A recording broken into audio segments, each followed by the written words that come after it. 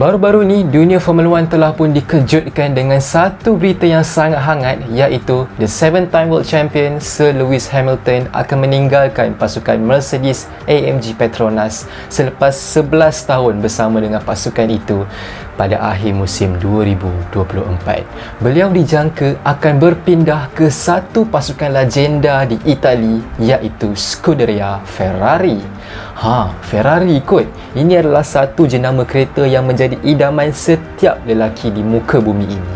So, betul lah kata Sebastian Vettel, everybody's a Ferrari fan. Everybody's a Ferrari fan. Even if they're not, they are a Ferrari fan. Even if you go to the Mercedes guys, even if they say that, oh yeah, Mercedes is the greatest brand in the world, they are Ferrari fans. So, sempena dengan perginya Lewis Hamilton daripada Mercedes dan dia pun berpindah ke Ferrari, hari ni saya nak buat satu video yang kita semua nak tahu apa kereta-kereta Ferrari yang dijual dekat Malaysia ni. Yalah kan, mesti ada fans-fans Mercedes kat luar sana tu akan pindah Ferrari lepas ni. So jom kita tahu dan kita lihat apakah dia 5 kereta Ferrari yang anda boleh beli yang berada di pasaran Malaysia pada hari ini. Jadi jangan lupa klik button like dan subscribe channel saya dekat bawah ni. So jom guys, let's go, away we go.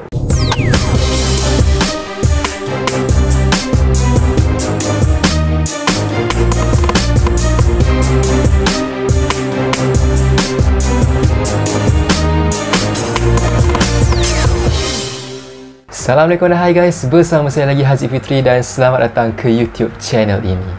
Hari ini adalah hari yang cukup bersejarah di mana kita baru saja dapat berita yang Lewis Hamilton akan masuk ke pasukan Ferrari.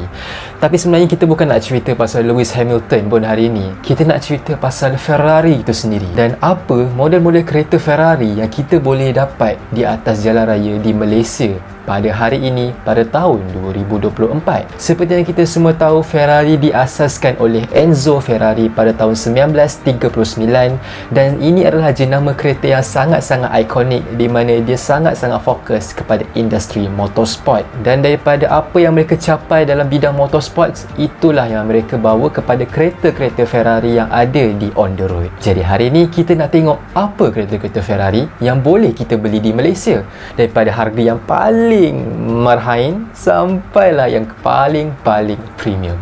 So jom kita tengok. Ferrari yang pertama adalah Ferrari SF90. Ini digelar sebagai Ferrari supercar yang paling power, di mana dia menggunakan enjin 4.0 liter V8 twin turbo dengan triple electric motor. Ada electric motor dan ini juga sebenarnya adalah the first plug-in hybrid bagi Ferrari, di mana dia boleh menghasilkan 1000 horsepower, iaitu campuran antara 780 horsepower daripada enjin dan 220 horsepower daripada electric motor, dan sekaligus menghasilkan juga 800 Nm of torque. Dan Ferrari SF90 ini juga adalah the first Ferrari dengan 4-wheel drive, di mana daripada 0 hingga 100 km per jam hanya mengambil masa 2.5 saat sahaja. Jadi, kenapa nama dia SF90?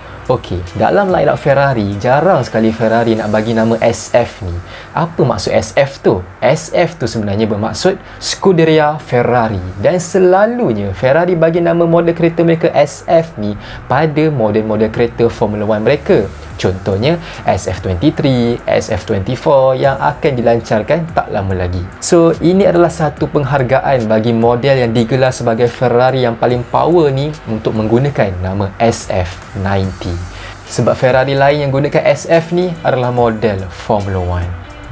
Mana tak powernya? Di mana di pasaran Malaysia kita boleh dapat dua versi SF90 ni, iaitu SF90 Stradale pada tanda harga 1.908 juta ringgit, dan satu lagi level di atasnya iaitu SF90 Spider pada harga 2.088 juta ringgit.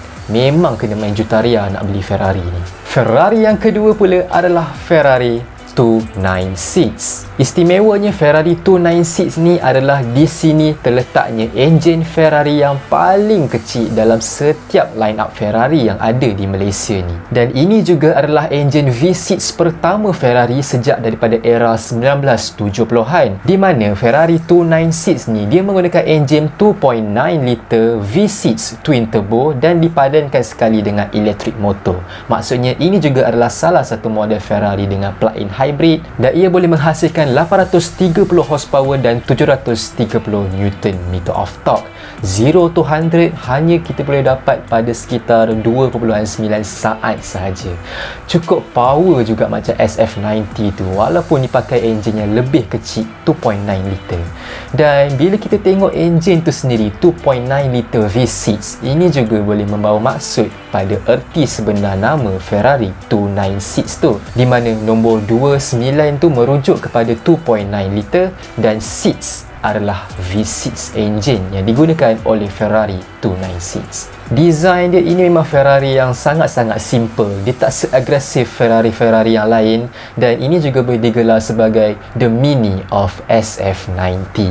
Daripada segi tanda harga, jangan terkejut jugalah, di mana di Malaysia pun dia didatangkan dengan dua versi, iaitu 296 GTB yang berharga 1.228 juta ringgit dan satu lagi versi adalah 296 GTS. Ni dia punya higher version dia, iaitu sekitar 1.448 juta ringgit. Juta-juta juga. Ferrari yang ketiga ni, yang ni dah tak juta lagi dah, iaitu Ferrari Portofino M. Nama Portofino M ni sebenarnya diambil daripada satu kawasan perkampungan nelayan di Itali, di mana kawasan itu bernama Portofino. Dan kereta ini sendiri sebenarnya adalah penyambung legasi bagi Ferrari California. Ini adalah sebuah supercar dengan front mid-engine dan dipadankan dengan rear wheel drive, di mana ini juga dikenali sebagai entry level supercar daripada Ferrari. Ini yang marhain tu. Menggunakan enjin 3.9 liter V8 twin turbo, di mana dia boleh menghasilkan 620 horsepower dan 760 Nm of torque. Daripada 0 to 100 tu hanya mengambil masa sekitar 3.4 saat sahaja. Dan itu sebenarnya dah cukup power juga bagi sebuah entry level Ferrari, di mana dia ditandakan pada harga RM998,000 di Malaysia. At least adalah yang bawah RM1 juta kan. So memang entry level price lah bagi Ferrari ni. Dan ada lagi satu model kereta entry level Ferrari juga, iaitu di nombor 4 kita ada Ferrari Roma. Kalau Portofino tadi diambil daripada kawasan perkampungan nelayan, kalau Roma ni tak lain tak bukan diambil daripada nama kota Rome di Itali. Dan Ferrari Roma ini juga sebenarnya terkenal dengan desain dia yang juga sangat-sangat cantik dan elegan. Kereta ni tak sama macam Ferrari-Ferrari yang lain yang nampak lebih sporty, lebih ganas. Desain Ferrari Roma ni lebih kepada desain yang elegan. Dan bila tengok dia punya lekuk-lekuk tu, macam ada vibe-vibe Aston Martin sikit. Dia menggunakan enjin yang sama dengan Ferrari Portofino tadi, iaitu enjin 3.9 liter V8 twin turbo yang menghasilkan 620 horsepower dan 760 Nm of torque. 0 to 100 hanya 3.4 saat saja.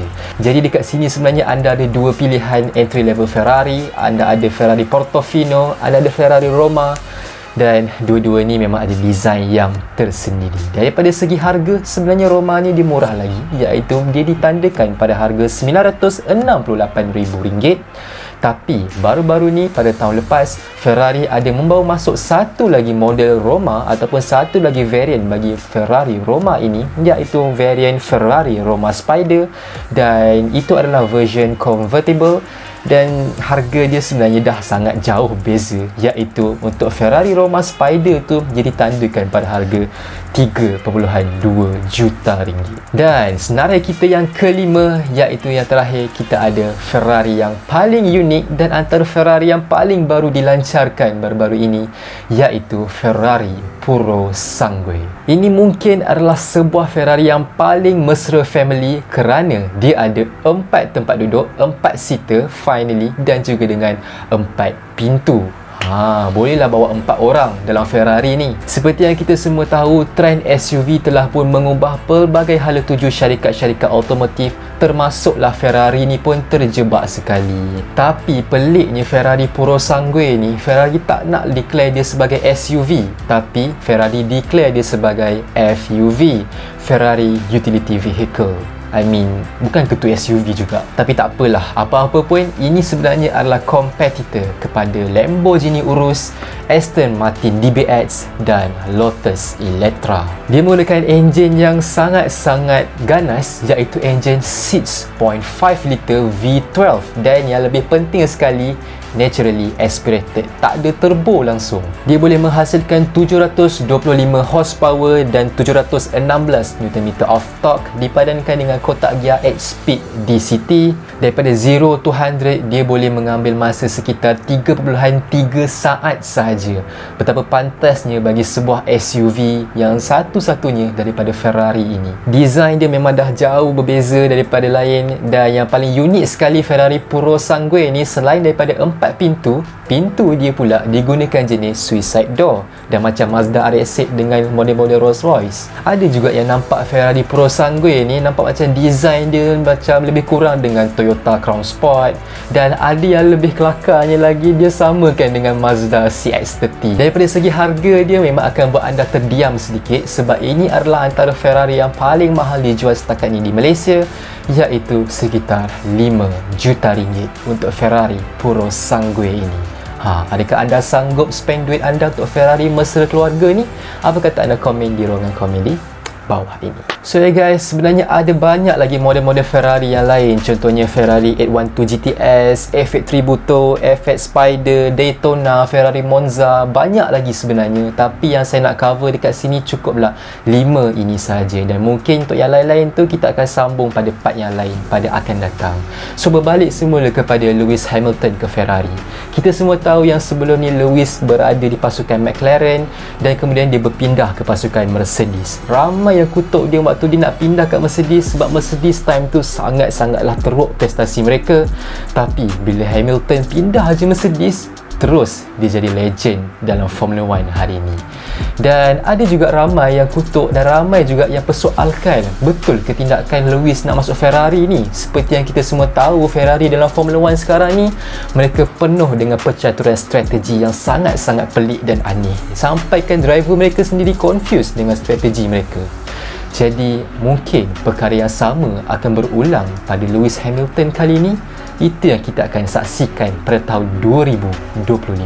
So guys, sampai di sini saja video kita pada hari ini. Sekiranya video ini membawa manfaat kepada anda semua, bantu saya dengan tekan butang like dan subscribe channel saya dekat bawah ini. Sehingga kita berjumpa lagi dalam video-video yang akan datang. Bye bye semua. Assalamualaikum.